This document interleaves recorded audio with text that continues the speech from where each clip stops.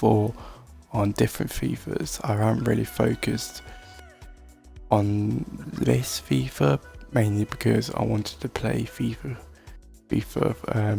career mode. I did 9 seasons with commentary, and I bought all the players that you can think of for commentary, so I didn't really focus on it. But now I'm getting bored of FIFA career mode.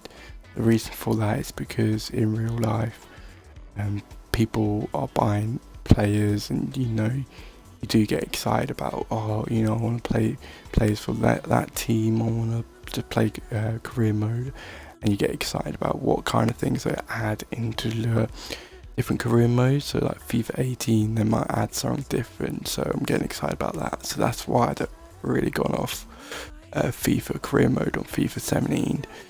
So I thought, don't really play that now. Let's, try for the last couple of months to get into foot, just something to do on FIFA until the FIFA 18 comes out. And I believe in the UK, FIFA 18 comes out around about the end of September, and obviously the transfer window closes August 31st at 11 PM, and when that's all done, the EA Sports will start creating players for that actual team. So like when you started FIFA 17, Wayne Rooney was playing for Manchester United, but in real life he went back to his boyhood team, which is Everton. So they'll have to create the Wayne Rooney in the Everton kit to start the game. So that will take about a month, and they have been creating it during this time. But as I said, transfer window closes on the 31st, so they've got a month to create all the players that actually play for that team, that move to that team. So I'm looking for that career mode, so that's why I've really gone off this career mode. I'll just look at these kind of players that I can play next. Might just leave it, to be honest with you. See how many contracts they've got there. So they've all should have 7. 6, sorry, they started off with 7.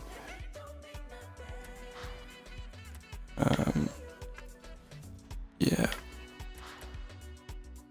I should do that. Might get a better manager when I have more money, but I need to focus on the team first.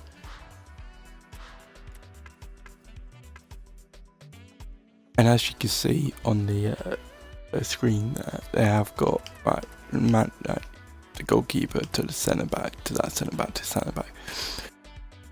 They are green on the where it says goalkeeper GK, because he's in the right position, but then you've got lines going up from the goalkeeper to the centre back, to the centre back, to the centre back.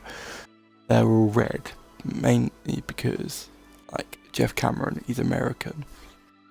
He plays for Stoke, which is in the Premier League, English Premier League. His red lines going to the other centre back, Hoyer, I believe his name is. Go on to Hoyer. Yeah, wait. He's Dutch. He plays for Lazio, which is in the Serie A in Italy. That's why there's not any connection between there. And then there's a red line because it's Dutch, and that is, I forgot the name, Sorensen. He plays for Coin. He's Danish. That's why it's red. And then you go for centre back to the right mid. Schuff, he plays for Schalke, and he is Austrian. I think that is Austrian. Yeah, I think that is Austrian. As you can see, there's an orange, kind of yellowish line from that Sorensen's to Roth. The reason for that is because both of them in real life live in the German league. So that's why it's kind of like half, chemistry, because they both play in the German league. And then, another yellowish sign from Hunterlei to Schroff because they play in the German league.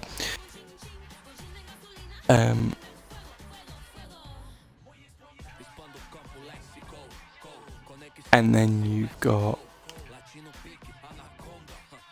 I think that will be brighter yellowish, or probably actually the same colour as Hunterlei and Schroff. But then you got Stuart Downing, an attacking midfielder. He plays in the Premier League and he's English. He'll have a better chemistry than Schroff and Sorensen with Cork. The reason why is because both of them are English, so they can talk to each other on the pitch, and they're playing in the Premier League. So that'll be a good chemistry because they know how the Premier League work. And then you've got kind of a darker yellowish like Sorensen or Schroff, because with Eden Hazard, and Cameron, they play in the Premier League, so they know how the Premier League works, so they can kind of work between each other. But they have different nationalities. So Jeff Cameron's American, but he speaks English, really well-spoken English. And then you've got Eden Hazard. He does speak English, but some of the words he might not understand. But on the pitch, the chemistry won't be that great, but he can speak a little bit. That's about the chemistry and my team on the pitch. I might want to get a Premier League manager, as I said, in the future, because I don't know who Julian and Daro is. He has got a lot of contract, so contract is equals games, so I've got 44 games left, of Julian Sandaro. But as I said, I might get a gold Premier League player, manager. So on the top right, as you see, overall squad, I'm 4-star, rank of 78, chemistry of 67. Mainly that's made up of Stuart Downing. As you see my cursor on Stuart Downing, to Cork, and Hunterlei to Schroff. I think that's how you pronounce it. When you guys come and look at it, you'll be able to write and say how you pronounce it. And you guys would add to Jeff Cameron there. As you can see, if I put that, so I'll show you that with that, better chemistry, because Bradley and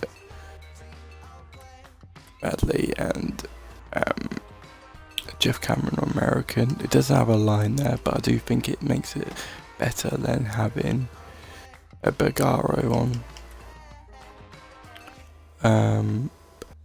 And then I don't think I have anything else I could change possibly to make it a better chemistry wise. Well, very different nationalities on my team. Don't really have a same nationality on my team. From my old FIFA games when I played foot, I did a English team, so get 100 chemistry and 5-star.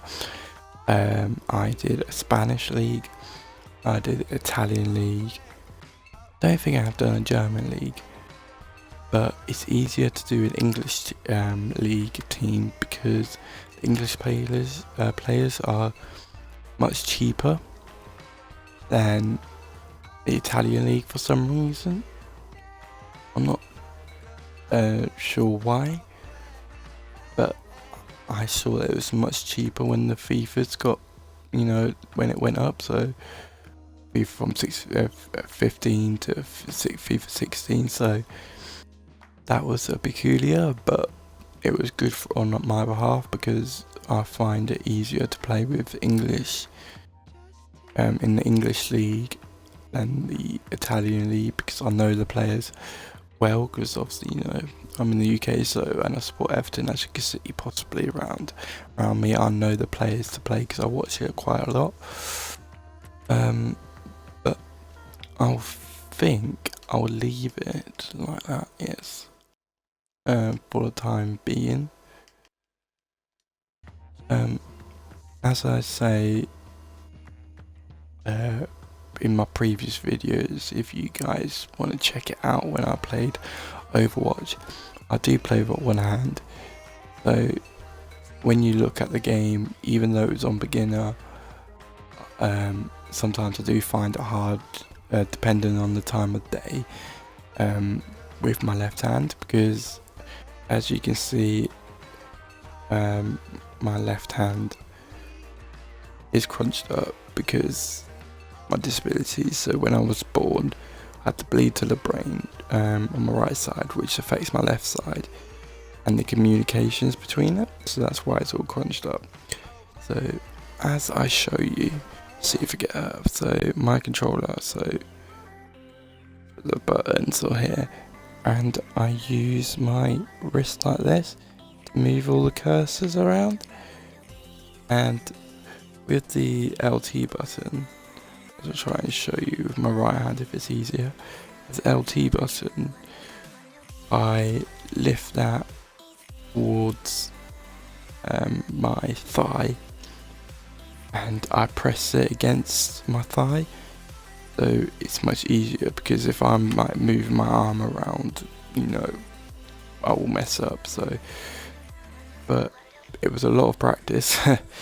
And I did play PS1 when I was much younger, then I played PS2, then I went to Xbox, then X360, then Xbox One.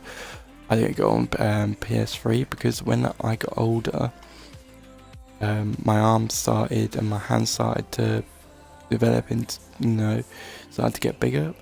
And on PS2 and PS3, the RT buttons and the LT buttons are buttons, but with these, they're all, you know, rounds, you know, easier to press, and, you know, quite a big gap, I would say, from the RB button to the RT button and vice versa, so I can lean against it. But on the PS2 controllers, both of the buttons are right next to each other, so it's hard to pick which one to press and that, so that's why I went on to Xbox and Xbox One.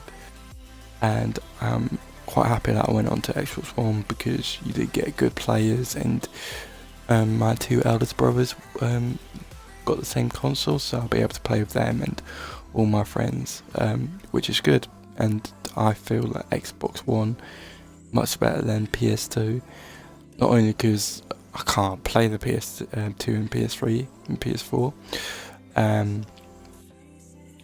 I think it's better quality, even though people say to me, I know a group of mates that say to me, oh, Ben, you know, PS3 is much better because you don't pay for it.